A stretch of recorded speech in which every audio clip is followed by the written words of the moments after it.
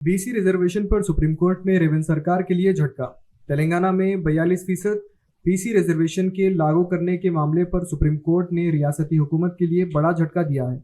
अदालत ने special petition सुनने से इनकार करते हुए इसे खारिज कर दिया।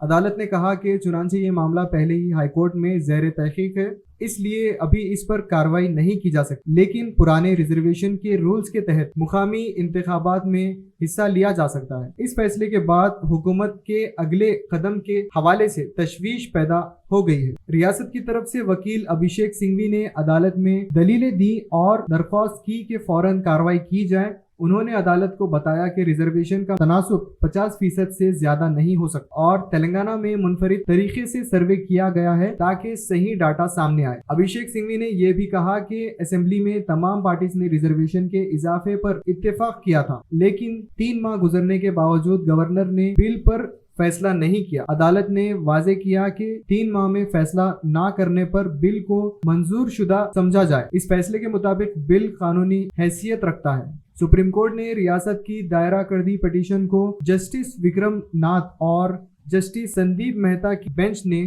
खारिज कर दिया। वाज़ेह है कि रियासत ने हाई कोर्ट की तरफ से बीसी रिजर्वेशन जीओ पर दी गई रुकावट को सुप्रीम कोर्ट ने चैलेंज किया था।